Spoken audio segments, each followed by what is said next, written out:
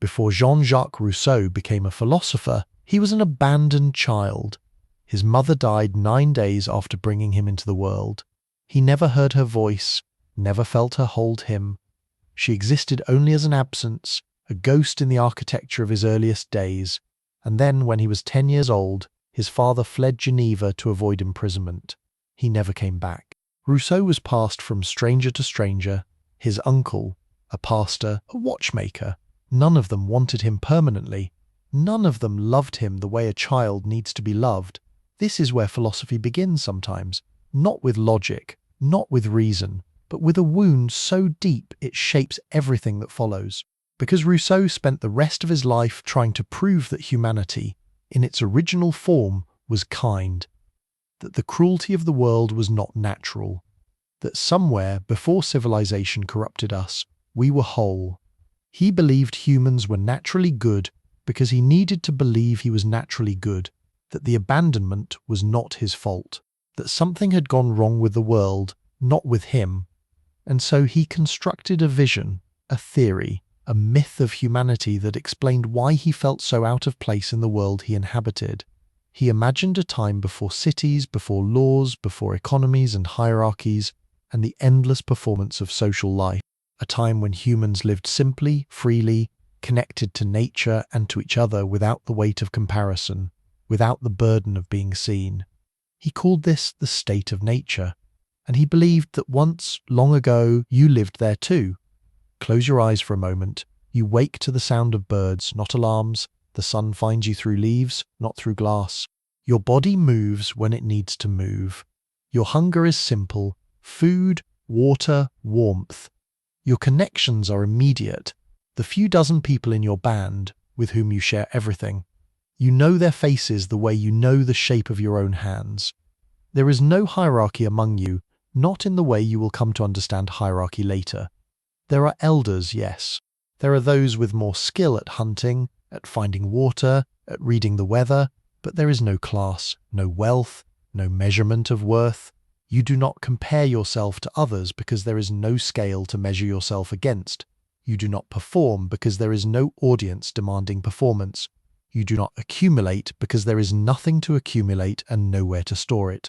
You simply are. This is the state of nature, not as it literally was. Rousseau was not a historian attempting accuracy. He was a myth-maker attempting truth.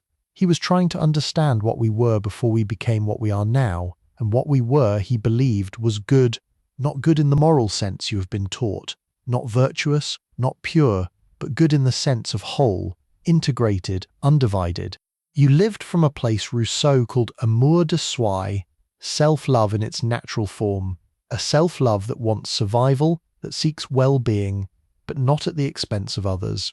A self-love that does not require domination to feel secure. You loved yourself because you were yourself, not because you were better than anyone else, not because you had achieved anything, not because anyone saw you and validated your worth through their gaze. You existed, and existence was enough. There was violence, yes, death, hunger, cold. Rousseau was not naive about the harshness of nature, but the violence was clean, direct, immediate, a predator, a storm, a fall, not the slow corruption of the soul, not the endless grinding of social machinery against your sense of self. In the state of nature, you knew who you were, you knew what you wanted, and you knew it without needing anyone else to tell you. But then something happened, not an event, not a single catastrophic moment, but a slow transformation, a gradual corruption, the emergence of something Rousseau would come to call amour-propre. And with it, everything changed. Civilization did not arrive from outside. It grew from within, from the human capacity to imagine more, to want more, to see patterns and possibilities where other animals saw only what was immediately present. Someone planted a seed, someone built a fence, someone looked at a piece of land and said, "This is mine." And in that moment, comparison began. Because if this land is yours, then I must measure myself against what you have. I must know where I stand in relation to you. I must determine if I have enough, if I am enough, if I occupy a place above or below you in the invisible hierarchy that just crystallized into existence. This is the birth of amour-propre. Not self-love, but self-comparison. Not the desire to survive, but the desire to dominate, to impress, to be recognized as superior. Rousseau wrote, "The savage lives within himself. Social man lives outside himself. He knows how to live only in the opinion of others. It is, so to speak, from their judgment alone that he derives the sense of his own existence." You stopped living from the inside. You started living from the outside. Your sense of self no longer came from your own experience, your own needs, your own quiet knowing.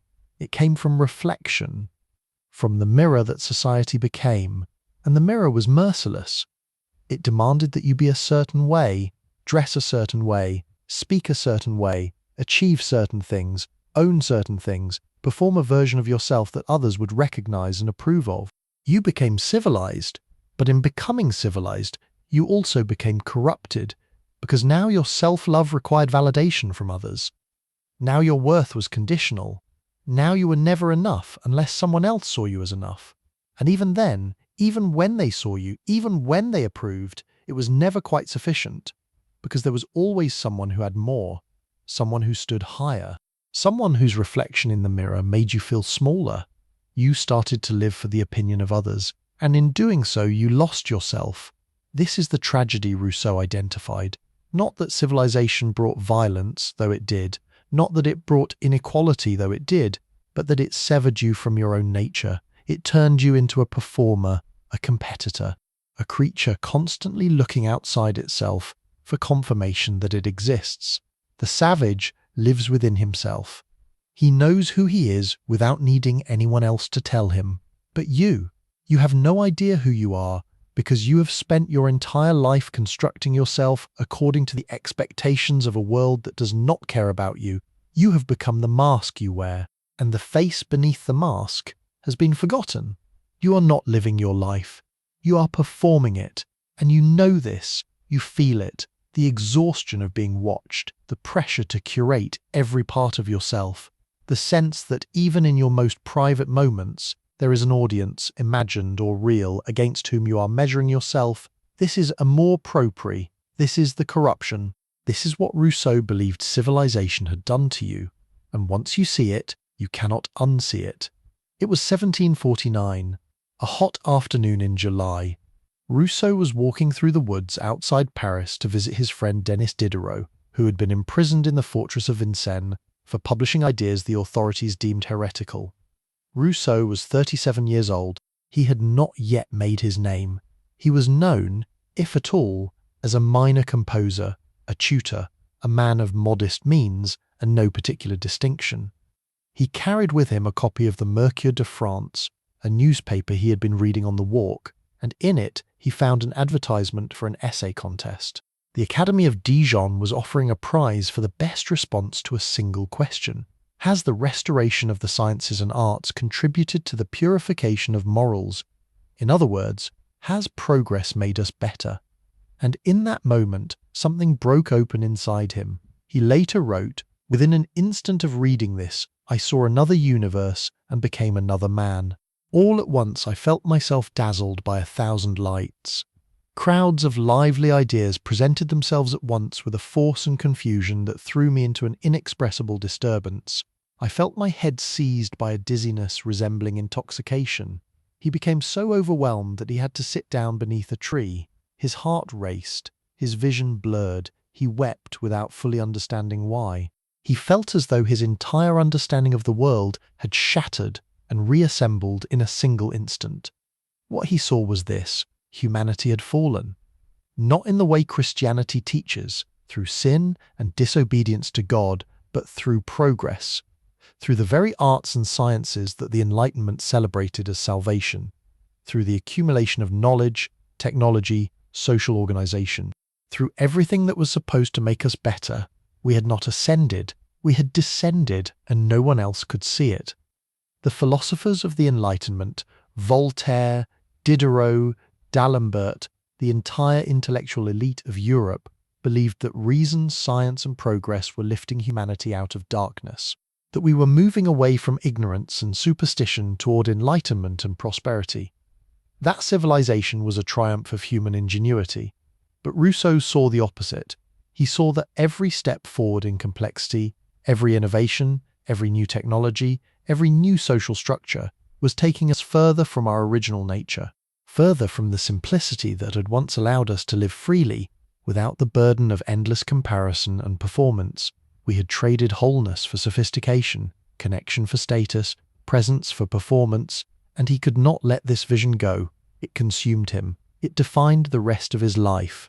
He wrote the essay that night. In a fever of inspiration, he submitted it to the contest, and he won. The essay was titled Discourse on the Arts and Sciences, and with its publication, Rousseau became famous.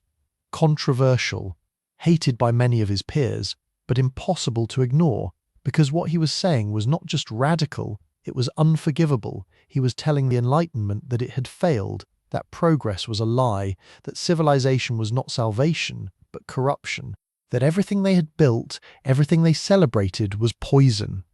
And the Enlightenment could not forgive him for that. Rousseau's critique went deeper than a simple nostalgia for the past. He was not suggesting that humanity returned to living in caves, hunting with primitive tools, existing without art or language or thought. What he was diagnosing was a fundamental transformation in human psychology, a shift in the structure of desire itself.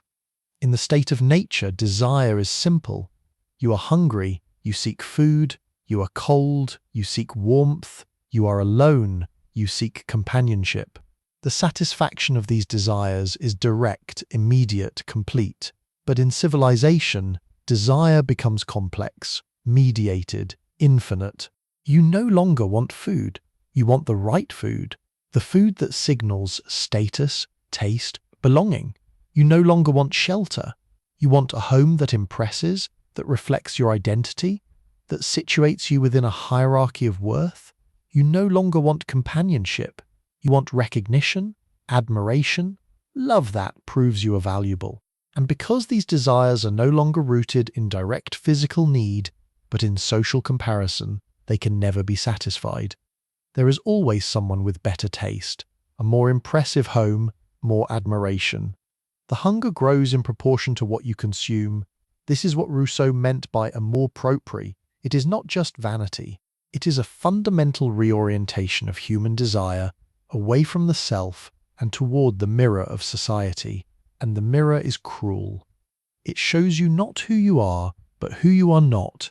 It shows you all the ways you fail to measure up, all the ways you are insufficient, inadequate, unworthy, and so you work, you strive, you perform, you accumulate, you compete. Not because you want to, but because you must. Because without the validation of the mirror, you feel as though you do not exist. Rousseau wrote, "It is man's opinion which makes a being of the slave and the freeman, of the noble and the ignoble. It is opinion which constitutes honor and infamy. Opinion, not reality, not truth, not even your own experience, but the judgment of others. This is the structure of corruption, and it is everywhere, in every institution, every relationship, every interaction. You are constantly being evaluated, and you are constantly evaluating yourself according to criteria you did not choose and do not necessarily believe in. You have internalized the mirror. It is no longer outside you, it is inside you, judging, measuring, demanding, and you cannot escape it. Because even when you're alone, the mirror is still there. The voice of society, echoing in your thoughts, telling you who you should be, what you should want, how you should live. This is the prison Rousseau saw, not walls and bars, but the invisible architecture of social judgment that shapes every aspect of your existence. And the worst part, you helped build it. You maintain it. You enforce it on yourself and others because you have been civilized. And civilization, for all its benefits, is also a form of bondage. Voltaire was the star of the Enlightenment. Witty, celebrated, wealthy, connected to the most powerful people in Europe. He moved through salons with ease, charming aristocrats and intellectuals alike. He believed in reason, in progress, in the perfectibility of humanity, through intellect and innovation. He was everything Rousseau was not. And when he read Rousseau's discourse on inequality, he was not impressed. He wrote Rousseau a letter. It was polite in form, devastating in content. "I have received your new book against the human race, and thank you for it. Never was such cleverness used in the design of making us all stupid. One longs in reading your book to walk on all fours, but as I have lost that habit for more than 60 years, I feel unhappily the impossibility of resuming it. It was cruelty disguised as wit, a public humiliation wrapped in the language of courtesy." Voltaire was suggesting that Rousseau wanted humanity to return to being animals, that his philosophy was absurd, nostalgic, naive, that he was a fool dressed up as a sage, and Rousseau felt it deeply. Because Voltaire represented everything Rousseau despised: the smugness of progress, the arrogance of reason, the belief that civilization had made humanity better when Rousseau could see, had always seen, that it had made humanity worse. Two men, two visions of what we are. Voltaire believed we are creatures of reason who can perfect ourselves through intellect and social organization, that the arc of history bends toward enlightenment, that every generation is wiser, more moral, more free than the one before. Rousseau believed we are creatures of nature who are corrupted by reason and destroyed by social organization, that the arc of history is not upward but downward, that every innovation, every step forward in complexity takes us further from the wholeness we once possessed. And between them, the question that still haunts us: are we saved by civilization or destroyed by it? You feel this tension in your own life. You live in a world of unprecedented wealth, technology, connection. You have access to more information, more opportunity, more potential than any generation in human history. And yet, you're exhausted, anxious, isolated. You perform constantly. You compare constantly. You measure your worth against metrics that were invented yesterday and will be obsolete tomorrow. You are more connected than ever, and yet you feel more alone. You are more free than ever, and yet you feel more trapped. You are more informed than ever, and yet you feel more confused. You are civilized. But are you better? Rousseau would say no. Voltaire would say yes. And the truth? The truth is more complicated than either of them could see. Rousseau did not stop at diagnosis. He attempted a cure. In 1762, he published The Social Contract, a work that would go on to influence revolutions, reshape political philosophy, and inspire both democratic movements and authoritarian regimes in equal measure. The opening line is famous: "Man is born free, and everywhere he is in chains." Rousseau's question was this: if civilization has corrupted us, if we are now bound by structures of comparison and performance that destroy our natural freedom, how do we free ourselves? His answer was radical: we cannot return to the state of nature. That door is closed. But we can create a new form of society, one that preserves freedom while allowing for the cooperation and organization that modern life requires. This new society would be governed not by kings, not by aristocrats, not by any individual or elite class, but by what Rousseau called the general will, the collective voice of the people determining together what is best for all. In this arrangement, every individual would participate in creating the laws that govern them, and in doing so, they would remain free, because they would not be obeying an external authority, but rather following rules they themselves had agreed upon. The problem is to find a form of association which will defend and protect with the whole common force the person and goods of each associate, and in which each, while uniting himself with all, may still obey himself alone and remain as free as before. Rousseau wrote, "It sounds beautiful, democratic, liberating, but there is a problem. How does this work at scale? How does every member of a large, complex society possibly know and contribute to all the laws and structures of that society? Most individuals would not care to. Most would not understand enough to. And if a significant number of people did not participate, then the general will would no longer be very general. It would become the will of a subset, the educated, the engaged, the politically active, and we would end up right back where we started, ruled by an elite class. And even if everyone did participate, how would they agree? How would millions of people with different interests, different values, different understandings of the good come to consensus on the laws that should govern them? Rousseau's answer was that because humans are fundamentally good, They would naturally set aside their immediate individual interests in favor of what is best for the collective. They would recognize that their own freedom depends on the freedom of others, and so they would cooperate, but this assumes a great deal. It assumes a level of moral clarity, selflessness, and rational cooperation that may not exist. It assumes that humans, when given power, will not abuse it, that they will not prioritize their own interests over the collective good. And history suggests otherwise. There is another voice in this conversation, one that predates Rousseau by a century but speaks to the same question with opposite conclusions. Thomas Hobbes. Hobbes wrote Leviathan in 1651 during the chaos of the English Civil War. He had seen what humans do to each other when the structures of authority break down. He had watched neighbour turn against neighbour, brother against brother, the entire fabric of society tearing itself apart. And from that observation, he concluded that humans are not naturally good. They are naturally selfish, naturally violent, naturally driven by the desire to survive at any cost. He wrote, "The life of man in the state of nature is solitary, poor, nasty, brutish, and short, without civilization, without laws, without a central authority to impose order." Hobbes believed humans would descend into a war of all against all. Every person would be a threat to every other person. Violence would be constant. Trust would be impossible. Fear would govern everything. Because for Hobbes, humans do not cooperate naturally. They cooperate only when forced to by the threat of punishment. They are not inclined toward kindness, but toward self-interest. And self-interest unchecked leads to chaos.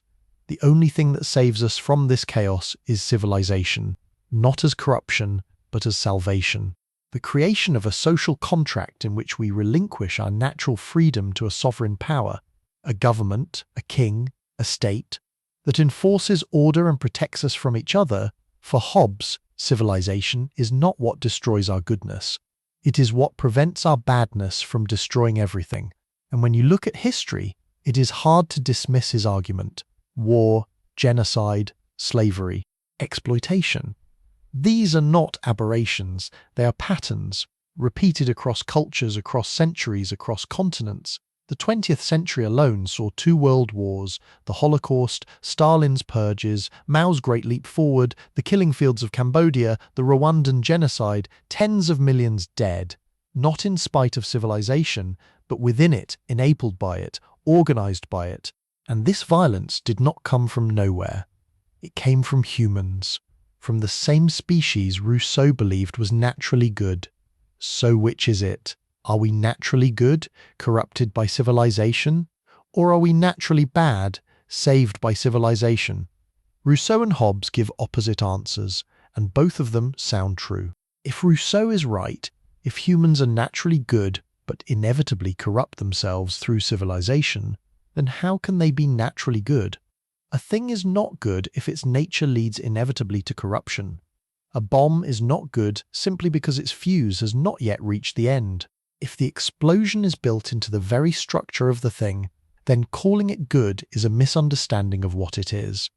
But if Hobbes is right, if humans are naturally bad but inevitably create order and civilization to contain their badness, then how can they be naturally bad? A creature capable of recognizing its own violence, of building systems to restrain itself, of cooperating at scales that transcend immediate self-interest, of creating art and philosophy and science, is that creature really evil? The paradox is this: if humans are good, why do they corrupt themselves? And if humans are bad, why do they civilize themselves? Rousseau could not answer this. Hobbes could not answer this, and neither can we. Because the truth is that humans are not good and not bad. We are both, and neither. We are capable of extraordinary kindness and extraordinary cruelty. We are capable of selfless cooperation and ruthless exploitation. We are capable of building and destroying, healing and harming, loving and abandoning. The line separating good and evil does not run between people. It runs through every human heart.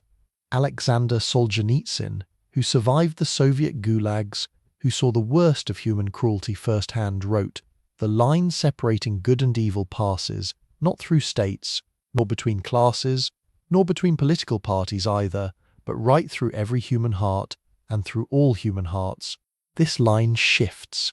Inside us, it oscillates with the years. And even within hearts overwhelmed by evil, one small bridgehead of good is retained. And even in the best of all hearts, there remains an uprooted small corner of evil. This is the truth that Rousseau and Hobbes both missed. We are not one thing. We are not fixed. The line shifts. It oscillates. It moves depending on the circumstances, the pressures, the choices we make. You are not naturally good. You are not naturally evil. You are naturally both. And the question is not what you are. The question is what you choose. In his later years, Rousseau became convinced that everyone was conspiring against him. He believed Voltaire was orchestrating a campaign to destroy his reputation. He believed Diderot had turned against him. He believed his former friends, the entire intellectual establishment of France, even strangers he passed on the street, were all part of a vast conspiracy to ruin him. He wrote obsessively about persecution, about betrayal, about being hated, misunderstood, hunted. He fled from city to city, Paris to Geneva, to England to France again. Nowhere felt safe.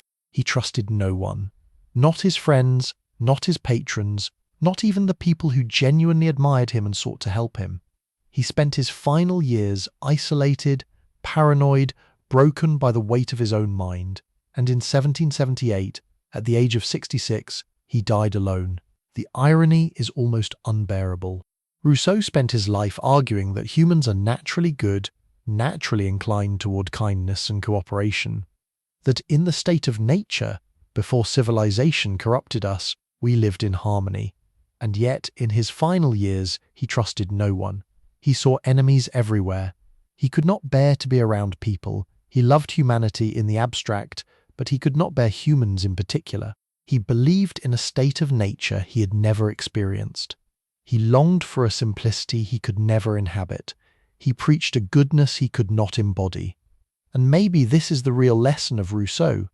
Not that humans are naturally good, but that we are naturally broken, that we long for wholeness we cannot achieve, that we preach virtues we cannot live, that we write about the state of nature because we have lost it, and we know we can never get it back. Rousseau's paranoia was not an accident. It was the inevitable conclusion of his philosophy. Because if you believe that society corrupts, that other people are the source of your suffering, that the mirror of judgment is what destroys your authentic self, then the only logical response is withdrawal, isolation, mistrust. But that does not work either, because humans are social creatures. We need each other, not in the way civilization needs us, as performers, as competitors, as nodes in an economic network, but in the way the soul needs connection, witness, recognition. Rousseau could not find that. He spent his life searching for it in the wrong places, in philosophy, in fame, in the validation of readers who would never truly know him. And in the end, he died as he had lived, alone, looking for a home that did not exist. There is one more thing you need to know about Rousseau, one more piece of the puzzle that reveals the full tragedy of his philosophy. In 1762, Rousseau published Emile, or On Education. It is one of the most influential books on child-rearing ever written, a treatise on how to raise children to be virtuous, free, uncorrupted by the forces of society. The book imagines a young boy, Emile, being raised in near isolation by a tutor who carefully controls his environment, his education, his exposure to the world. The goal is to preserve his natural goodness, to allow him to develop according to his own nature, rather than being shaped by the corrupting forces of civilization. It is a beautiful vision, a radical pedagogy, a blueprint for raising humans who might escape the traps that Rousseau identified. And Rousseau abandoned all 5 of his own children to orphanages. He never raised them, never knew them. He handed them over to strangers within days of their births and walked away. When confronted about this, and he was confronted repeatedly by his critics, he defended himself. He said he was too poor to raise them properly, that the orphanage would give them a better life than he could provide, that he was doing what was best for them, but the truth is simpler and more devastating. Rousseau could imagine the natural goodness of humanity. He could write about it, he could preach it, He could construct elaborate theories about how to preserve it, but he could not live it. He abandoned his children the way his father had abandoned him. He reproduced the wound that had defined his entire life. He became the source of the very corruption he spent his career diagnosing. And this is not just hypocrisy, it is tragedy, because Rousseau was not lying when he wrote about human goodness. He genuinely believed it, he saw it, he felt it, he longed for it with every part of himself, but he could not embody it because he was human, flawed, broken, caught in the same structures of fear and selfishness and inadequacy that he diagnosed in others. He wrote about the natural man living within himself, free from the judgment of society. But Rousseau himself was the opposite. He lived entirely in the opinion of others. He was consumed by what people thought of him. He craved validation. He feared rejection. He wrote about amour-propre, the natural self-love that seeks well-being without harming others. But he was ruled by amour-propre, the corrupted self-love that measures itself against the world and always finds itself wanting. He saw the disease, but he could not cure it, not in himself, not in anyone. And maybe this is the ultimate truth about Rousseau, not that he was wrong about civilization, but that he was right about corruption, and that the corruption runs deeper than any philosophy can reach. We are all like this. We all carry wounds we cannot heal. We all preach virtues we cannot embody. We all long for wholeness we cannot achieve, and maybe that is the real state of nature, not innocence, but incompleteness, not goodness, but the struggle toward goodness in a world that makes goodness almost impossible. Rousseau's philosophy was powerful because it named something true. You do live outside yourself. You do measure your worth against the mirror of society. You are exhausted by the endless performance of being seen. But his solution, the general will, the social contract, the return to natural goodness through collective self-governance, was incomplete, because it assumed that humans, if given the right structures, would cooperate toward the common good. And sometimes they do, but sometimes they don't. Sometimes people prioritize their own interests. Sometimes they exploit the collective for personal gain. Sometimes they use democratic structures to oppress minorities. Sometimes the general will becomes a tyranny of the majority.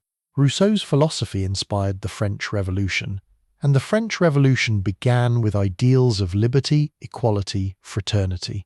It began with the belief that if the people governed themselves, they would create a just society. But it ended with the guillotine, with the reign of terror, with mass executions, with the rise of Napoleon and a return to autocracy. Because theory and reality are not the same thing. In theory, humans freed from corrupt structures will create just societies. In reality, humans freed from structures often create new forms of corruption. This does not mean Rousseau was entirely wrong. It means that human nature is more complicated than any single theory can capture. We are not naturally good or naturally bad. We are naturally complex, capable of both, shaped by circumstances, by history, by the structures we inherit and the choices we make. And maybe that is the real lesson. Not that we should return to nature, not that we should perfect civilization, but that we should be humble about what we are, honest about our limitations, aware of the line between good and evil that runs through every human heart. Rousseau wanted certainty.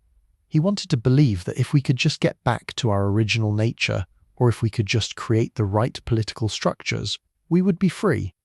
But there is no going back. There is no perfect system. There is only the ongoing struggle to be better than we are, to choose kindness over cruelty, to resist the structures that corrupt us, while recognizing that we also create those structures. We are not victims of civilization. We are its architects. And that means we are responsible for what we build. So what are we then? If we are not naturally good and not naturally bad, if Rousseau and Hobbes both saw part of the truth but missed the whole, what is the truth? We are naturally powerful. This is what both Rousseau and Hobbes failed to fully grasp. Humans are not defined by goodness or badness, but by capacity, by the sheer range of what we can do. We are the only species that can imagine worlds that do not exist, and then bring them into being. We can create languages, cultures, technologies, philosophies. We can organize ourselves into groups of millions. We can cooperate across continents, we can send machines to other planets, and we can destroy, we can wage war, we can build weapons capable of annihilating entire cities. We can exploit, oppress, enslave. We can create systems of suffering that span generations. The same capacity that allows us to build also allows us to destroy. The same intelligence that creates art also creates propaganda. The same cooperation that enables civilization also enables genocide. We are not good or bad. We are powerful, and we are still learning what to do with that power.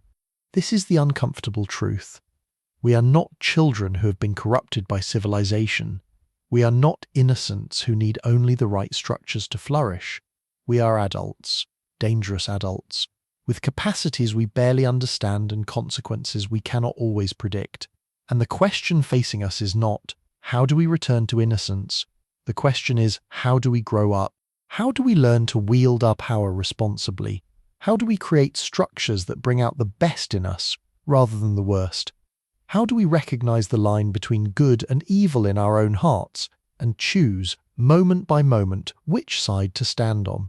Rousseau wanted to return to the simplicity of the state of nature, but we cannot go back, the door is closed. We are too complex, too interconnected, too powerful to ever live as our ancestors did. Hobbes wanted to submit to authority, to let a sovereign power control our worst impulses. But that does not work either, because power corrupts, and those who govern are human too, with the same capacity for cruelty and exploitation. The answer is not backward or forward, it is inward.